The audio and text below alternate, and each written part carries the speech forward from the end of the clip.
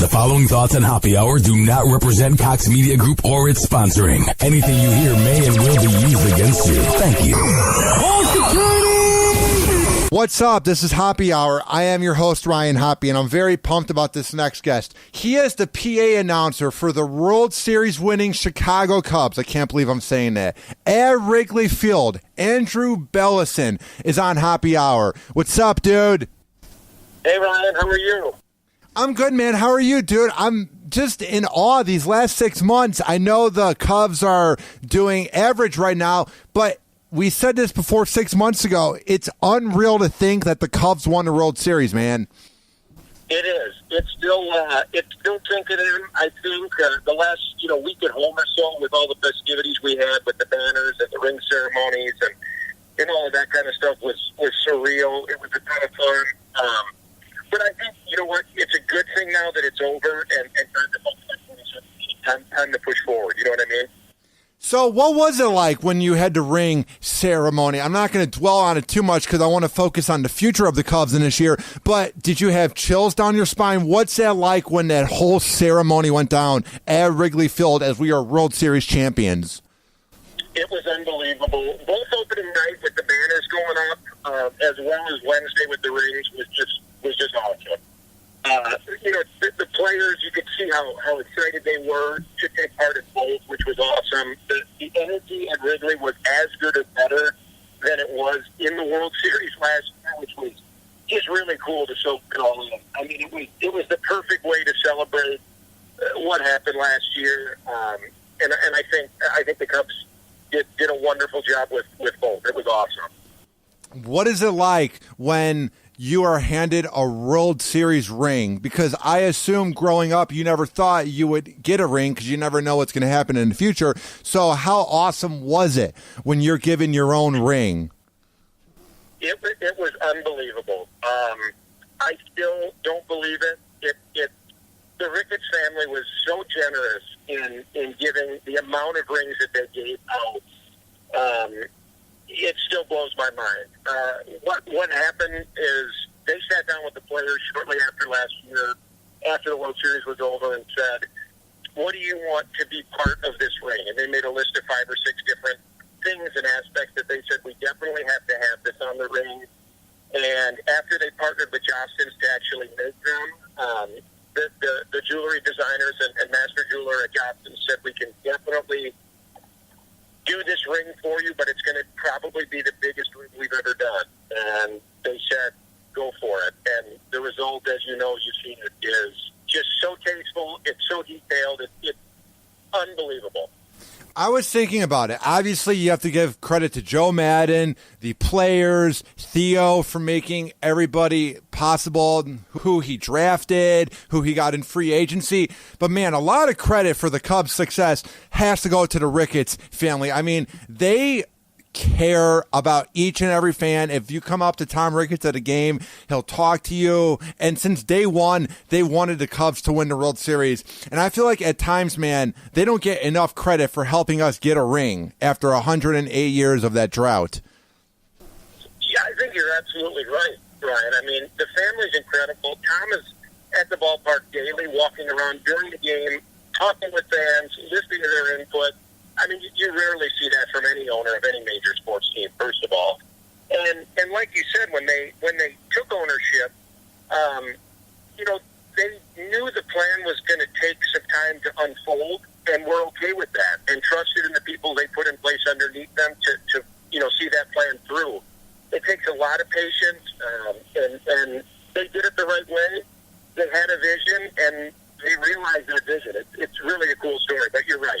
Top-notch, first class on the top, no doubt. The other reason, obviously, why the Cubs won the World Series was they have Joe Madden as a manager, and he came by. I work at 102.5 The Bone. It's FM talk radio here in Tampa Bay, and as we all know, he used to be the manager of the Rays. He took them to the World Series, and he came by work one day, and dude, I was expecting him to maybe take a picture with me and then walk away, but he gave me a good 2 to 3 minute talk, man. I mean, from top to bottom, this whole Cubs organization is likable, and you can tell they do care about their fans, which is what I love.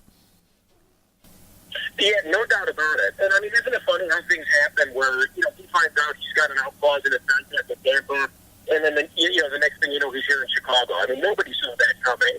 And let's be honest, I mean, the players are the ones that play the game, obviously, and I'm sure he'd be the first one to tell you that.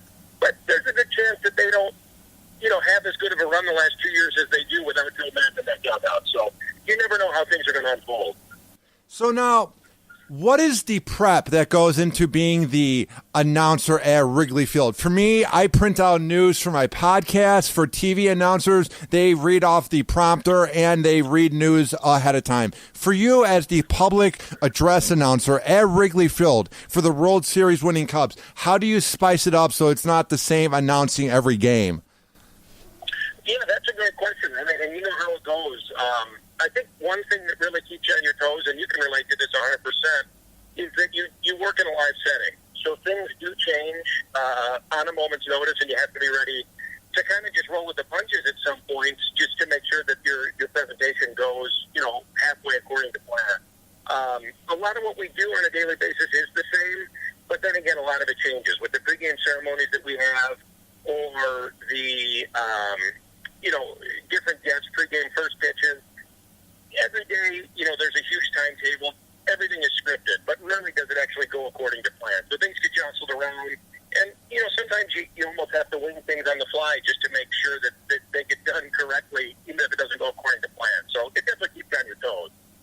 Now, obviously, over the years, anybody that has any type of talent, if it's an athlete, an actor, anybody in the media, as you keep doing your job over the years, you improve at your trade. So how have you improved as a public address announcer over the past 5 years at Wrigley Field? That's a good question. I've never been asked that, to be brutally honest with you. I think you get more comfortable working in that environment, first of all, so that definitely helps. Some of the small jitters you might have had, back 6 or 7 years ago are gone. So comfort level is number one. You definitely get to know the people that you work around better, too, and that helps because you can rely on them, and they rely on you, especially because it's a live setting and things change so quickly.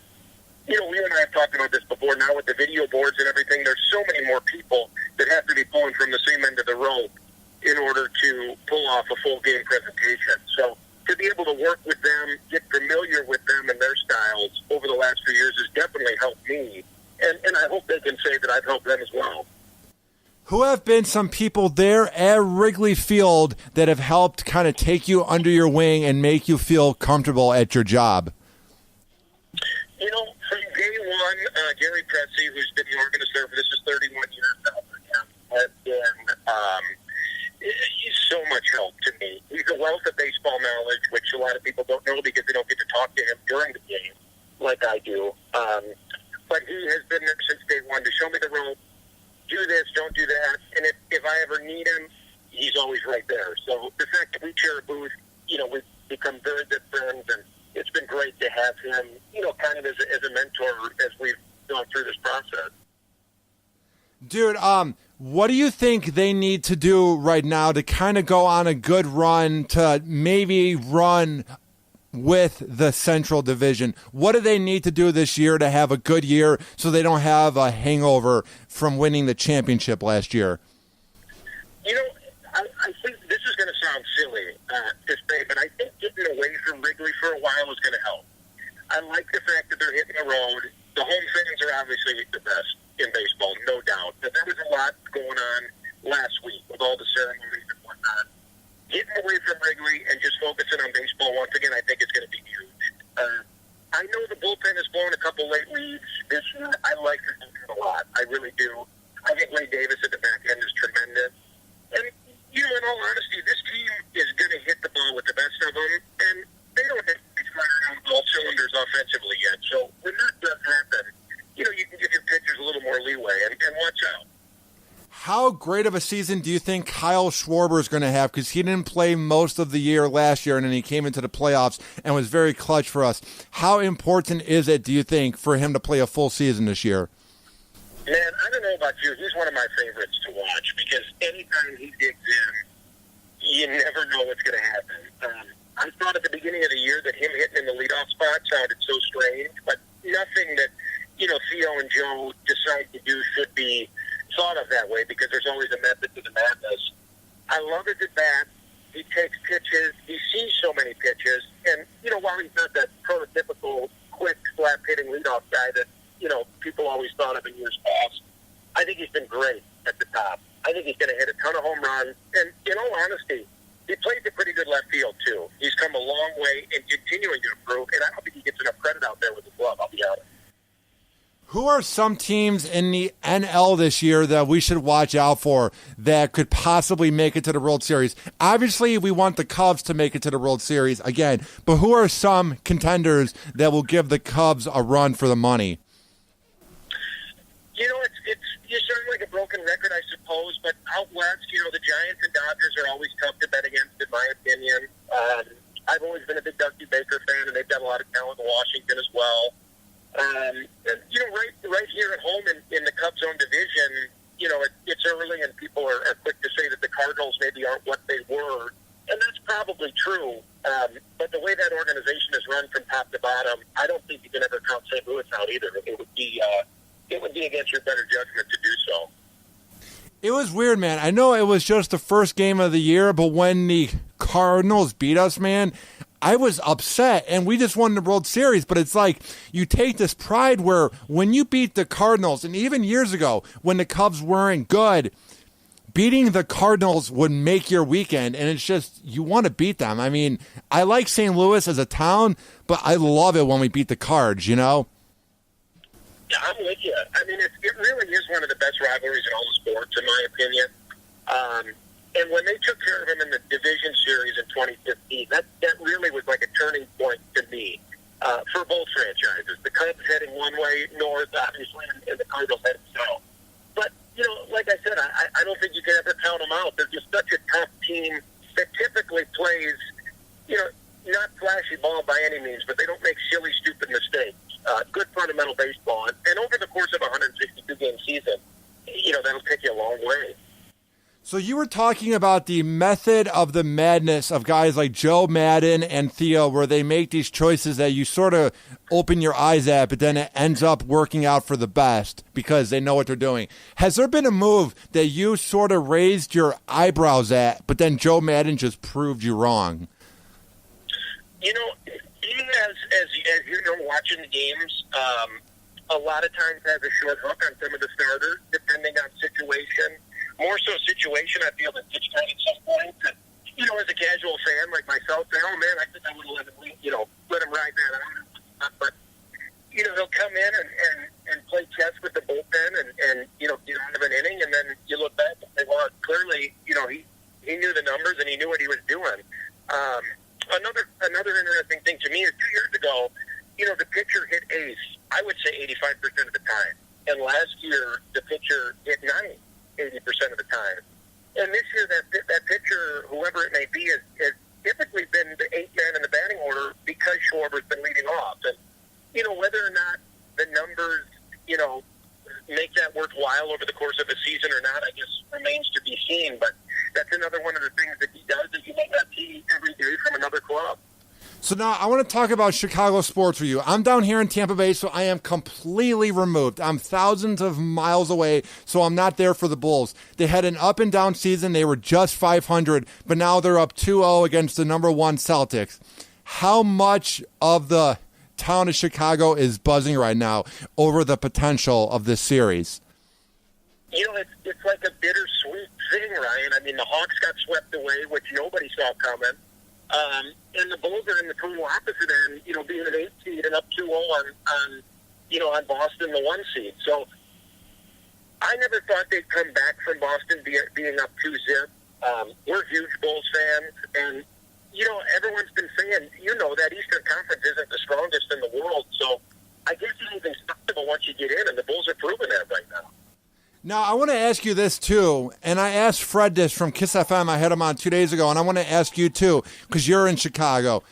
What was it like when you found out that Jay got released by the Bears? Because I was in town for most of the era, and we wanted him to be great. Just like how Chicago embraced the hell out of the 2016 Cubs, we would have embraced the Super Bowl winning team with Jay Cutler as our quarterback. So what was the vibe like in the city when we released him?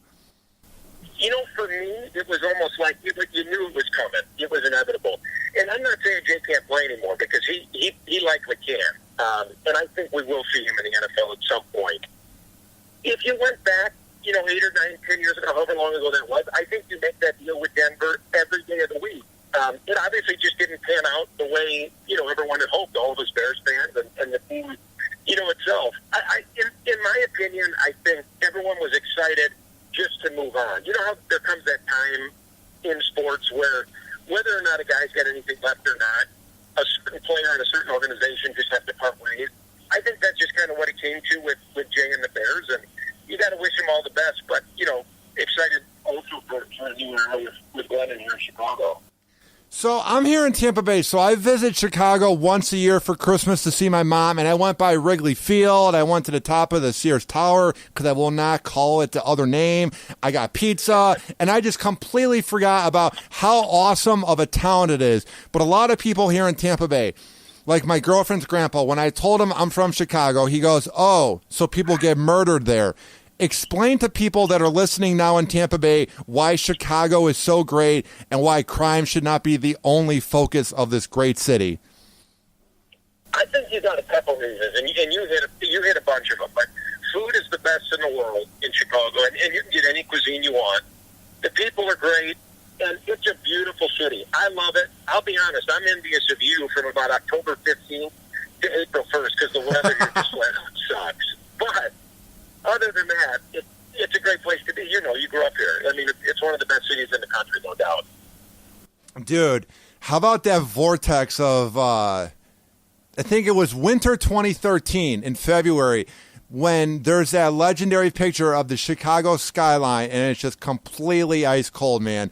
I'm not even trying to brag. I'm not trying to come off rude, but I can't deal with it, man. I cannot deal with that cold weather, dude. When it's -10 out, I just would be shivering completely, which is why I roll my eyes at the people that are born here in Florida that find 50-degree weather cold. It's like, come on, man. You have not had to deal with 12 inches of snow and -10-degree weather, That's for sure. And the wintertime here, we were lucky this year. It was mild, and we tried to sneak away as much as we can just to see the sunshine, because that's the part that gets me through it. The sun doesn't come out here for the winter, and that really drags on you, Yeah, so what I want to ask you, too, is, so you're around the Cubs all the time. What do they need to do, besides focusing in the moment on each game, to make it to the playoffs again and win us a World Series so we can be back-to-back champs? You're a PA announcer, so you get to watch every home game. What does this team need to do to win it again? I think just be themselves. Top to bottom, I mean, they're arguably one of, if not the most talented teams in all of baseball, and I don't think many people can argue that. There was a few times this first homestand, just, some little sloppy mistakes, mental lapses that, you just can't afford to have happen. And again, I think you can attribute that to, it's early, first of all, not to make excuses, but there was so much other extracurricular activities going on other than baseball that could possibly lead to that as well. Be themselves. You have to have supreme confidence in Theo and Ted in the front office, because if they feel that there's a hole that needs to be filled, come end of July, they're going to do it, and they're going to pull the trigger and make the right move. I love the team. I don't buy the whole the pressure story. I think the pressure was last year, and they lived up to every ounce of it. So if you be yourself and play your game, I think they got a great chance to make at least a very deep run again. So for people that are listening to this in Chicago and they're not sure if they want to go to a Cubs game, or people listening outside of Chicago that are going to be visiting on a business trip or for vacation, give us a pitch. I know why the Cubs are so great and why Wrigley Field is so great, but give everyone a pitch about why they should go to a Cubs game in Chicago. Yeah, I think it's two things, really. The neighborhood's wonderful. Wrigleyville's a great spot. They like your neighborhood. It's just a great place to hang out. Great restaurant. It's very walkable, very safe. And Wrigley's Wrigley. I mean, whether you're a baseball fan or not, I think you can appreciate a place like Wrigley because of the nostalgia and history that it has. And, the updates that have been done so far and the updates that are still coming in the next couple of years has made it an even better place to watch a game from a fan's point of view, in my opinion. But it still kept all that charm that it had and still has. So, you don't have to love baseball to check out Wrigley. I definitely don't think you'll be disappointed. Now, I'm not going to ask you where you're placing your ring because a person might be listening and they might know where you live, so I don't want to have you say where the ring is at. But do you have a plan to make sure that you don't lose it or break it? Because often you'll read online about players that have lost rings. So do you have a plan to keep it safe for the rest of your life? We do, and that was one of the first phone calls we made was to the insurance company the morning after we got it, just so there'd be, just so it was covered, just in case, God forbid. But, the coolest thing has been having it on. I've watched it again a few times, and, people see it and want to see it, and they try it on, and the look on their face is just it's so cool to share that with, Cubs fans and friends and family.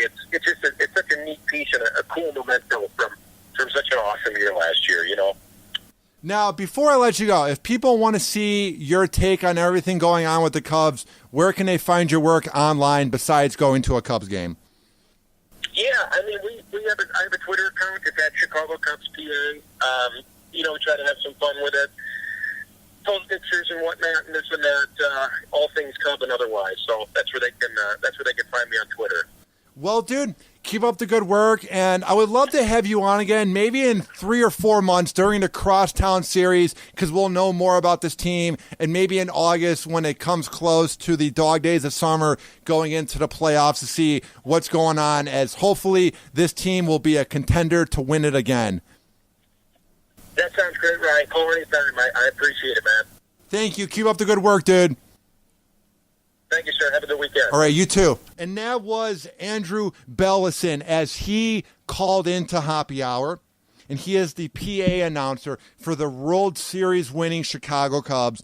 I met him about 4 years ago because I reached out to him on Twitter when I did a show on SportsTownChicago.com at the radio school I went to.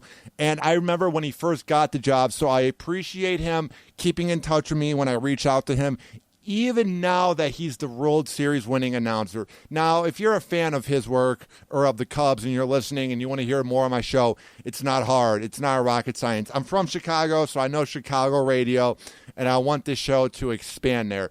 Get the Hoppe Radio app. It's not hard. All you have to do is go to the iPhone or Google Play Shop. Search up Hoppe Radio, Hoppe Radio, and you can listen anywhere in the world. Tweet at me at Ryan Hoppe Radio and go to RyanHoppeRadio.com. This has been Hoppe Hour. I am your host, Ryan Hoppe, saying peace out and go Cubs. Hoppe Hour. Hoppe Hour.